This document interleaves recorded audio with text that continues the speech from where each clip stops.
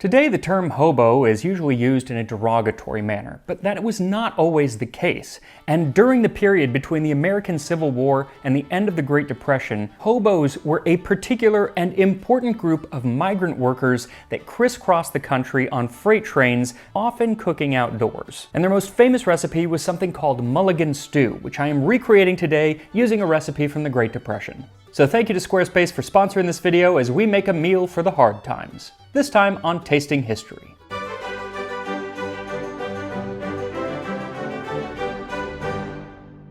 So I gotta admit, before researching this video, I had never really thought about the term hobo or the subculture that were hobos in the late 19th and early 20th century, but then I read this book called Riding the Rail: Teenagers on the Move During the Great Depression. And I quickly had a whole new appreciation for a very large group of people who, by choice or by circumstance, played a big role in that period of America's history. What I found really surprising was how cohesive and organized this group of people were at the time. In 1889, they held a national convention. They were often unionized. They had their own newspaper and colleges, and they lived together in groups called jungles. And that is where we first hear about this dish called mulligan stew. In 1923, it was written of the hobo that he not only cooks his own food, but has even invented dishes that are peculiar to jungle life. Chief among these is mulligan stew, a throw together of vegetables and meat.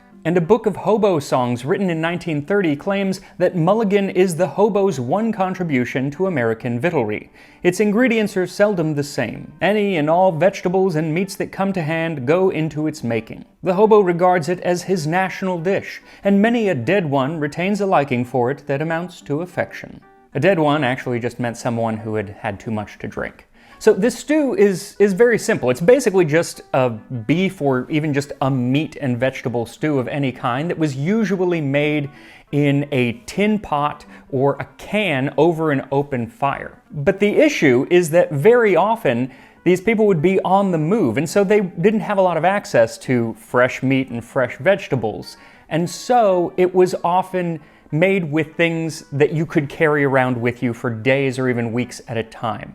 And I did find a recipe from the late Depression that is basically that. It calls for 1 medium-sized can of corned beef, minced, 1 onion, minced fine, 1 number 2 can peas with liquid. A number 2 can actually holds about 2.5 cups of peas in liquid, and you probably can't find that today, at least I couldn't, so a standard can today is a little bit smaller, so you need about 1.5 cans. Then 1 medium-sized bottle tomato ketchup. Again, the standard size at the time seems to be 12 ounces, and I gotta say, that is a lot of ketchup. Then 1 cup or 235 milliliters of water and salt and pepper to taste. I used about 1/4 teaspoon of salt and 1.5 teaspoons of pepper. Then the recipe just says put all the ingredients in saucepan and simmer gently over low flame for about 1 hour. The flavor improves with the length of cooking time. So it's very simple, but also kind of interesting. I mean, I don't think I've ever cooked a soup with this much or any ketchup in it, and I have never opened one of these cans of corned beef.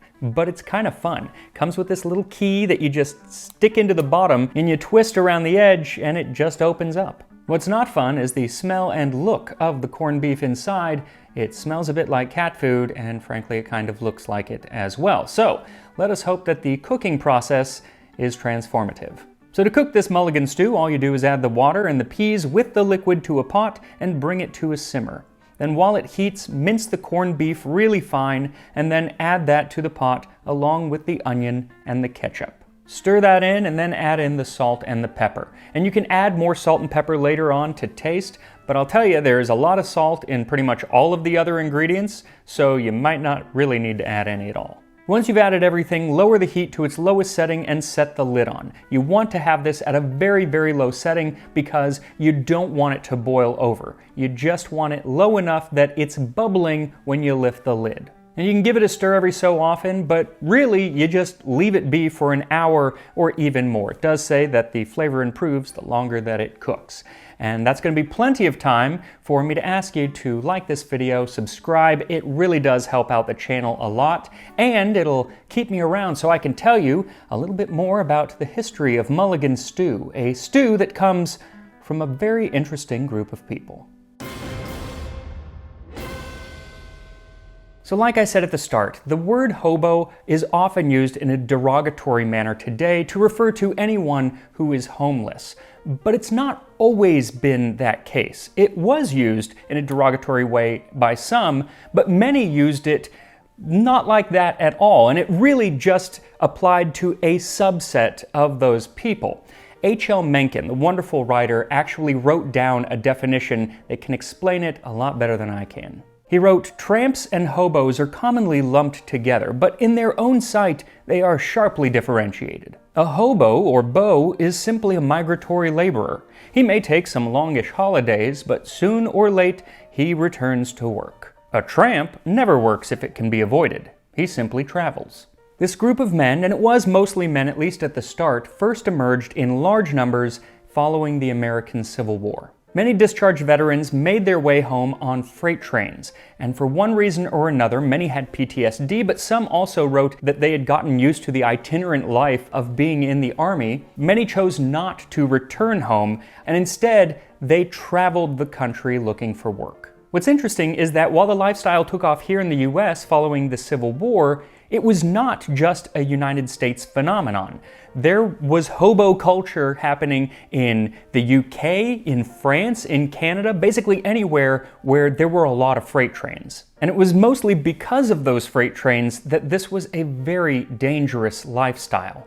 A lot of people got seriously injured when getting on and off of the freight cars. Sometimes they would get locked inside of the freight cars and simply starve to death or freeze to death at night, or if they happened to get in one of the refrigerated cars. One of the most dangerous ways that they would ride was something that they called riding the rods, which instead of being in the car, they would ride beneath the car right above the rails. Also, since they were technically breaking the law by riding on these freight trains, they would often get in trouble with either the law or with the train companies themselves. But even so, they were an incredibly important part of the American workforce during that period from like 1870 through the end of the Great Depression, around the early 1940s. There were many jobs which only required workers for part of the year, whether that was working on farms in the Midwest, or in the lumber camps in the Northeast and up in Canada, or the fish canneries all along the West Coast. Many of these jobs would provide housing and food during the months of employment,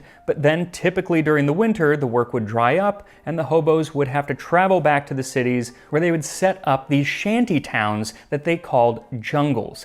And it was here in these shanty towns that their culture really came together. And there was a whole culture at the time. They even had their own language, and a lot of the words were written down in the 19-teens and 20s, and a lot of them had to do with food. Words like a poke-out, which was a meal wrapped in paper given out by someone at a farmhouse. Then there was gump, which was chicken, pumpkin gut, bread and sausage, flat cars, which were pancakes, alligator bait was fried liver, jamoke was just coffee in a paper cup, Irish turkey was corned beef and cabbage, minister's face was a stewed pig's head, and my favorite was mule, which was raw white whiskey, and it was called mule because it gave you quite a kick. They also supposedly developed a system of symbols which they would leave on posts and fences and boxcars throughout the country, letting others know directions or if a particular area was friendly or hostile to hobos. And I say supposedly because it is unclear just how common or even truthful this system was, at least at the start, because it came from the hobos. They were the ones who told people about this system, but the fact that they told people about it makes it less secret. And most of it came to light from a single author named Leon Ray Livingston, alias A Number 1. He was the most famous hobo in the world at the beginning of the 20th century, and he wrote 12 books on his life traveling the hobo way. He romanticized the lifestyle and did share aspects of hobo culture that did exist, but then there are other things that he absolutely exaggerated or just made up.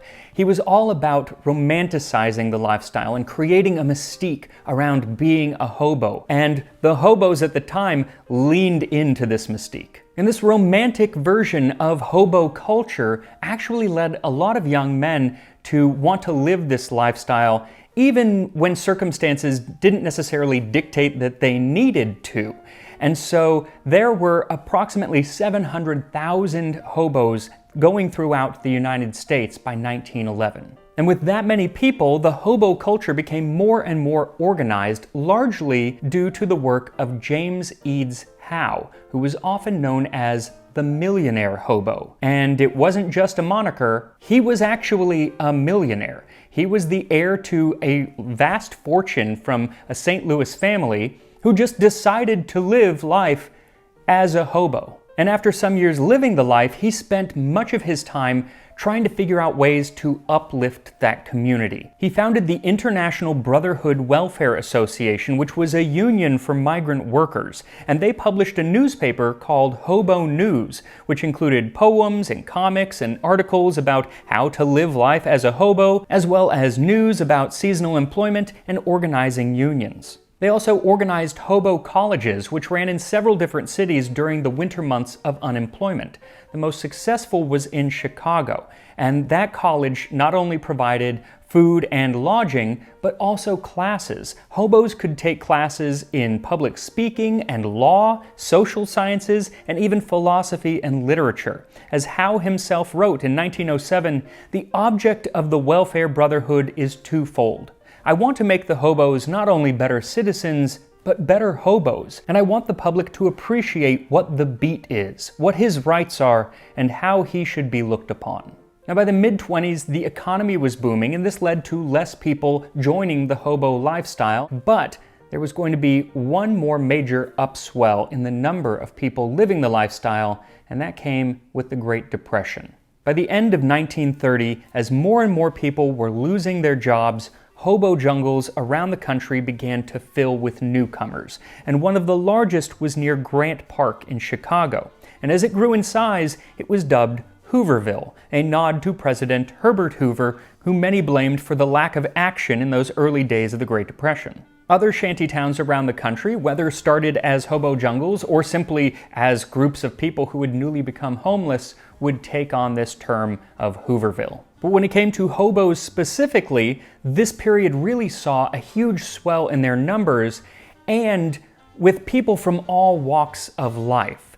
And this actually led to a lot more people living the culture and enjoying things like mulligan stew, which some of the people who had been hobos for a long time kind of took umbrage with and were kind of like, you're not doing it right. There's an article from 1934 titled, "Shucks, That Ain't Mulligan," and in it one of the newcomers describes making a mulligan stew with potatoes, onions, and carrots, which one of the old guard hobos scoffed at.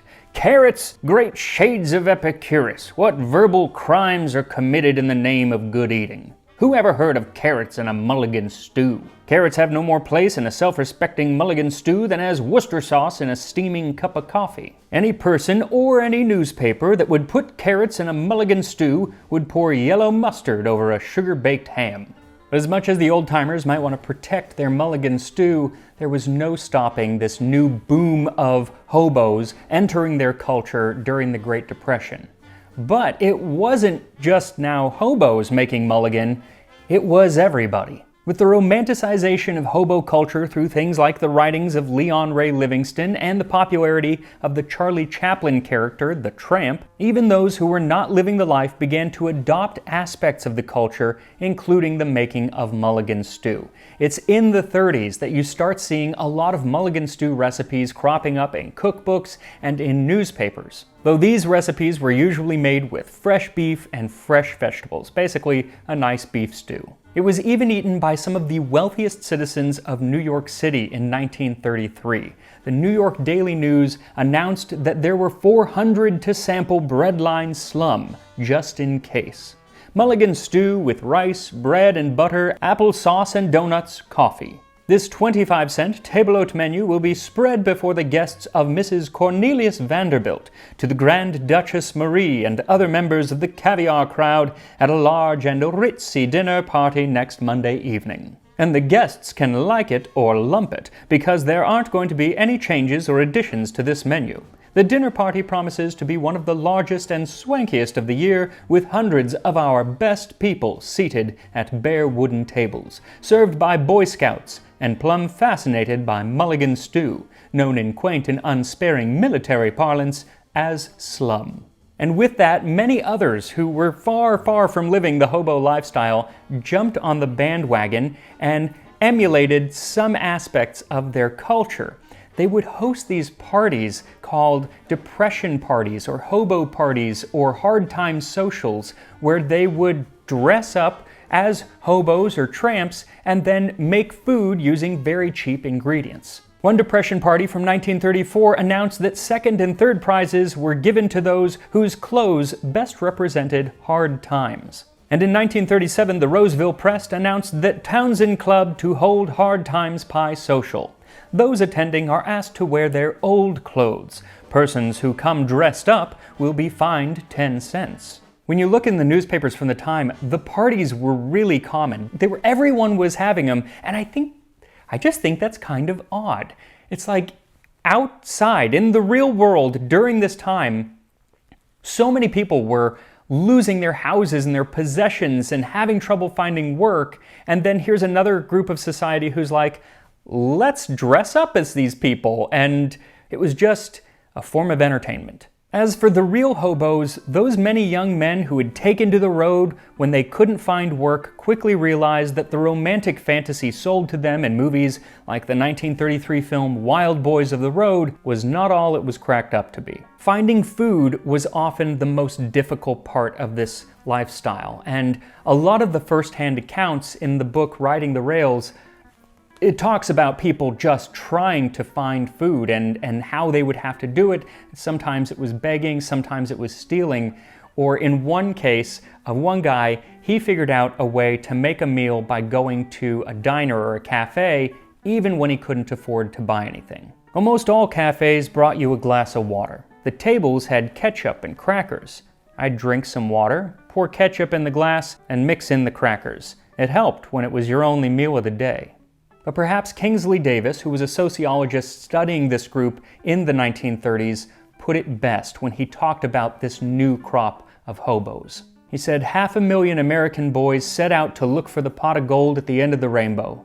They found it, but instead of gold, it contained only traces of mulligan stew. Now, many of these young men were given a reprieve when they found work with the Civilian Conservation Corps. This was a program which did everything from help build the state and national parks in our country to laying out many of the roads and trails. They planted trees, they restored land that had been damaged during the Dust Bowl, among so many other works programs across the country. And along with their average pay of $30 a month, they received housing, clothing, and food. So at least if they were going to have to make a mulligan stew, it would be with fresh ingredients, unlike the one that I'm about to eat right now. And here we are, mulligan stew from the Great Depression. It actually smells really good. It smells much better than I expected. So let's see how it tastes.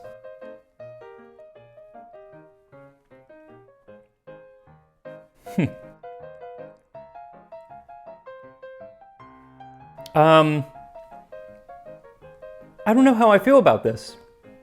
Another taste.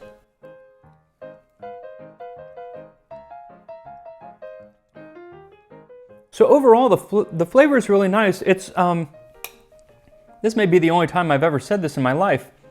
It's a little too sweet. I think the amount of ketchup that is in there, it's a lot of ketchup, and that is the dominant flavor that I'm getting. And I'm wondering, maybe the ketchup in the 1930s was not quite as sweet as we use today. I don't know.